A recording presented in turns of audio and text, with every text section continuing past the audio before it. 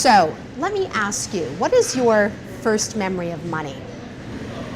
I think I was 7 or 8, and my dad gave me $5 for helping around the house. Yeah. And I distinctly remember a $5 bill because that was a big dollar bill at the time, and I don't remember exactly what I did with that. I probably threw it in my piggy bank or something. It was Tooth Fairy. Really? Yeah, and I was scared to daylights of the Tooth Fairy. I'd have these crazy nightmares that the Tooth Fairy came in with a big bag of coins and like bonked me on the head or something. I lost more teeth. But it was Tooth Fairy money. Do you remember what your first paying job was? Yeah. What? So I had 2. I was in grade 5, and I caddied. So at about 4 o'clock in the morning, I'd walk up to, there was a golf course called York Downs at the north end of Unionville, and I'd walk up, like I wouldn't let my kids do that at 9 o'clock in the morning today, but I'd walk up through the subdivision, and I'd hang out in a hut and wait for my name to be called. And then I also cut lawns on a weekend at a friend's farm. I remember distinctly. So I would get on the public transit and go to Hillcrest Mall, and they had a Sam the Record Man, and I would buy 45s. For me, it was Toronto Star paper route. I inherited from Chris, and I think the first thing I did was my parents drove me from Aurora, where we were living at the time, down to Richmond Hill, to a Consumers Distributing to buy a Mickey Mouse record player. If you fast forward to today, we're going to skip a whole lot of years. What would you say is the smartest thing you've ever done with your money? Okay, first of all, not that many years. Okay? just 10. A lot of 10, years. Yeah. The smartest thing I did with my money What's the smartest thing you've done? probably was my most recent house purchase. Oh yeah.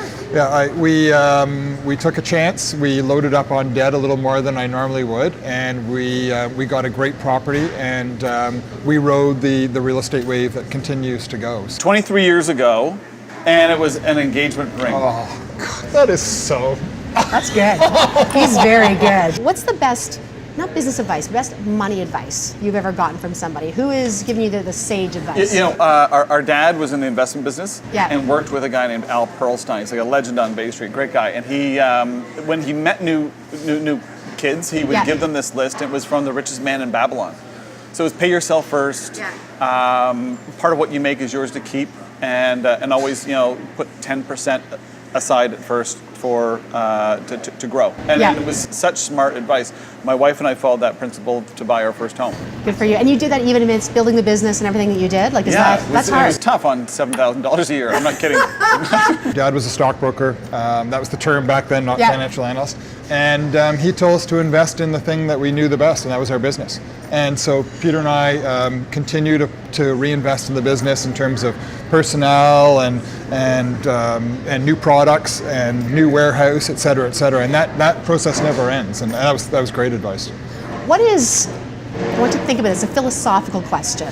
What is your relationship with money? Well, you know what, for us, it continues to help us grow our business. But our kids also see my brother and I as charitable within our business and within the community. And, being able to enrich your community and being able to enrich other people's lives. But I think the ability to use money as a benchmark to know where you're going next and have those goals, whatever they are, whether, part of it's to share and give away, part of it's to help grow and do the things you want to do. And for us and in our family, it's been one of the biggest investments we've ever made has been family memories. I think we've had 26 family trips. And those are, we call them investment memories, and love it, yeah. And you can never ever take that away. And Peter and I started a business where we're entrepreneurs. We deal with a lot of entrepreneurs, and I think it's a lesson we've really passed on to our kids collectively, is that when you have a dollar, you have a freedom of choice to spend that dollar somewhere.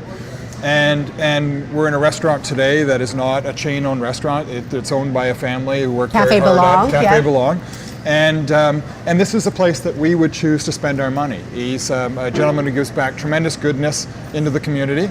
And you could tell your kids to go shop or eat at a chain food restaurant that, to be honest, in some cases is owned by a franchisee.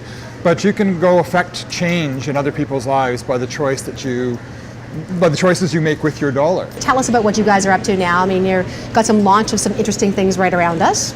Yeah, we've had a line of kettle-style potato chips, and we wanted to make them non-GMO, but it's taken us some time, so we've just relaunched a new packaging, some amazing, sexy, colorful new packaging. We launched a Montreal steak spice, the iconic Montreal steak spice. Yeah, and we've done it all with really good ingredients as we normally do, but now they're all non-GMO. So we've been able to relaunch those. They're throughout the U.S. in all Whole Food stores. I mean, amazingly successful, and now we're rolling them out in Canada. Yeah, and a recipe book? Yeah, the recipe book, goodness, is now a year old. It was a huge investment, maybe the biggest investment by our business ever. And 50% of the profits go to Community Food Centres Canada. And one of the cooks one of the chefs in the cookbook actually is Brad Long, again from Cafe Belong. And it just speaks to what happens when you bring people together around good food and the change you can affect in people's lives. Okay, here's a tricky question, okay? I want you, because you brought us some really good points about how important like money is in terms of it can affect change. I think that's kind of what I'm getting from both of you. So, what is your best money tip to someone who's watching? If they hear one thing you say this entire time, what's it going to be? Put that 10% aside for a rainy day, for that house purchase or that big car purchase, but put 10% away from every single paycheck and pretend it's not there. Open up a second account, whatever bank of your choice, and ensure that that doesn't get touched unless it's an emergency fund, emergency reason. So. Yeah, leave it alone.